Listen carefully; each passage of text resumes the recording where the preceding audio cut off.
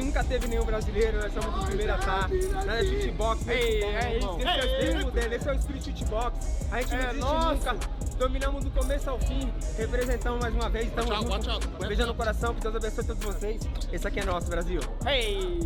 Dana, dominant work from Charles Oliveira, but maybe not exactly the fight the crowd was anticipating or looking for. What were your thoughts on the way the main event played? I don't know if anybody was expecting that. I mean, the way he body locked him and took him down so easily and absolutely dominated him on the ground. I thought there'd be a lot more stand up, and I thought that Max would do a better job at defending the takedown. And if he got on the ground, he'd at least pop up a couple, 3 times during the round, but total domination.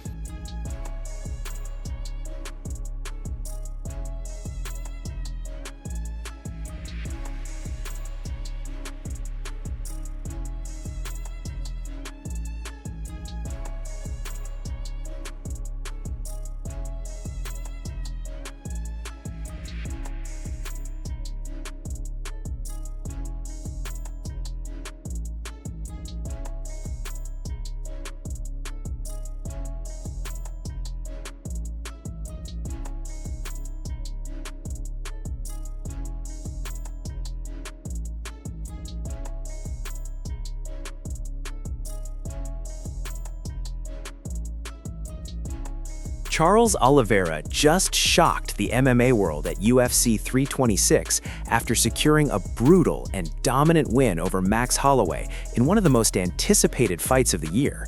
Oliveira versus Max Holloway, guys, this is going to look very different, but is it a different outcome? Okay, my official prediction.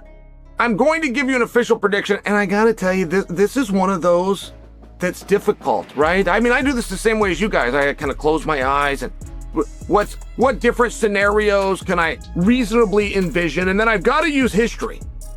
I've got to be able to bring history and go, well, this guy's really good with the jab. Remember what he did too, right? I've got to be able to do those things. Fans expected chaos, a war on the feet, and a classic BMF-style fight between two of the most exciting fighters in the UFC. But what actually happened inside the octagon surprised almost everyone. But moreover, it was 3 rounds. That's a very big deal. I know that doesn't always resonate with you guys because what are you talking about? It's the same thing, it's just a little bit longer. Nah, if you make a basketball game 5 quarters, you got a very different game. Or let's play it the other way. You make a basketball game 2 quarters. You take the entire second half away. I mean, all of your history books get rewritten. Instead of a striking battle, Oliveira delivered a calculated performance that shut Holloway down round after round. And as soon as the fight ended, the entire MMA world exploded with reactions from fighters, analysts, and fans. If you've got a bet, like you're in one of these situations, I've got to get this right, you're going to sleep easier with your money on Max. Max beat him before. Max in championship rounds is a nightmare. And the guys that have fought Max will tell you off camera, oh my God, rounds 4 and 5 were the most miserable experiences of my life. From the very beginning of the fight, Oliveira made his intentions clear. Rather than standing in the pocket and trading punches with Holloway's dangerous boxing, he relied on his grappling advantage. Time after time, Oliveira closed the distance, dragged Holloway to the mat, and controlled the fight with heavy pressure. By the time the 5th round ended, the judges had no doubts about who won the fight, scoring it a dominant unanimous decision for Oliveira.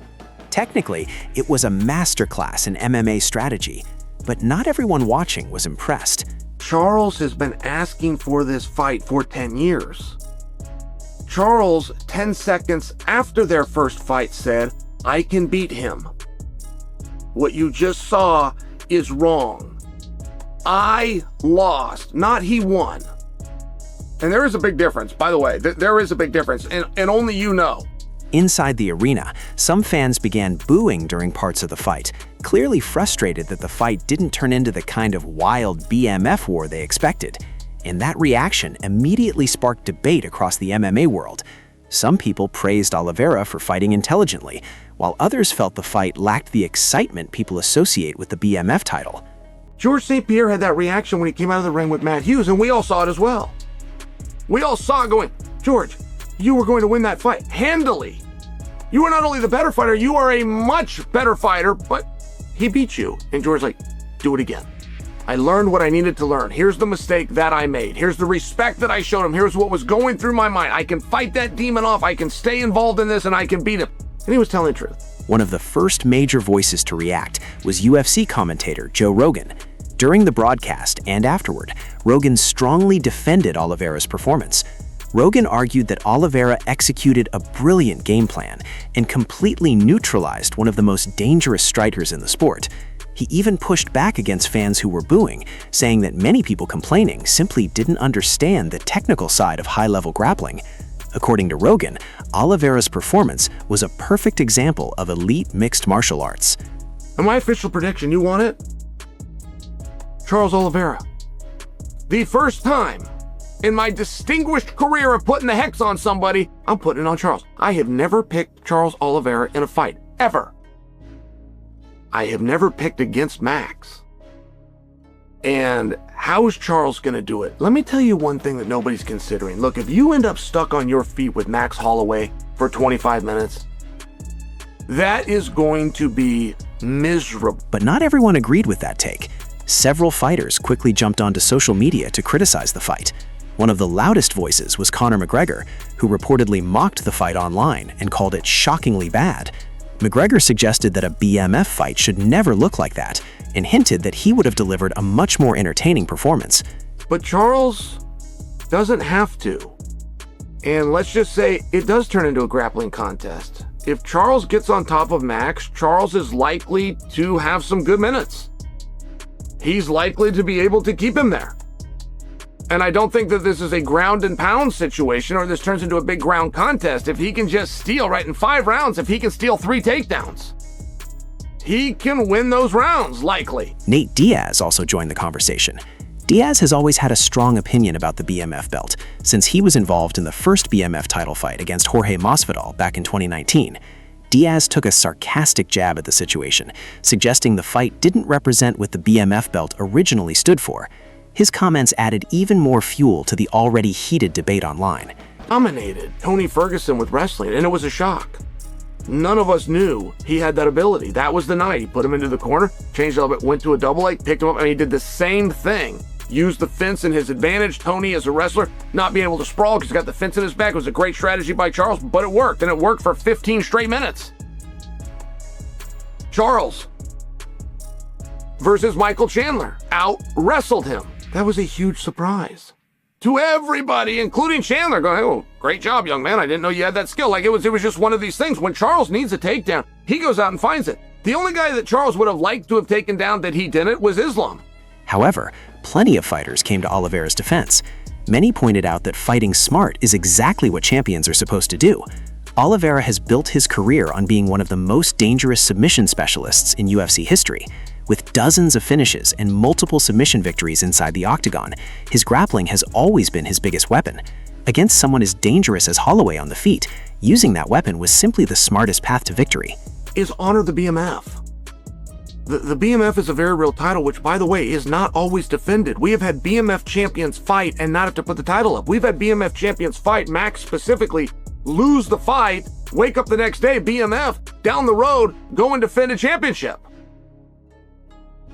And I think that the champion's in a position to say, no, I'm going to defend the belt.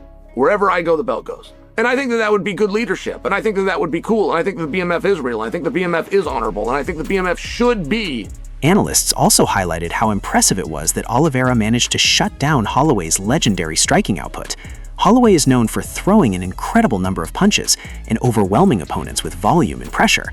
But during this fight, Oliveira never allowed Holloway to build any real rhythm.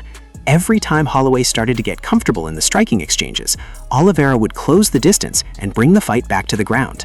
And I think you diminish it when you attempt to say, I'm going to use this as my golden ticket to cash in to fight for a world championship. I think that you diminish it.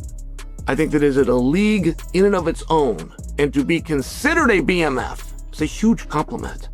That is the industry rising you up.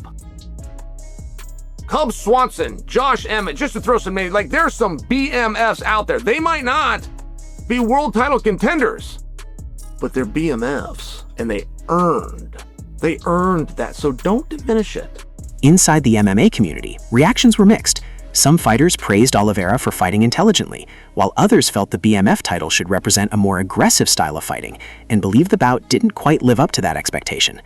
Ilia Topuria has other business. He has it with Justin Gaethje, who's the interim champion. You're not going to get that fight.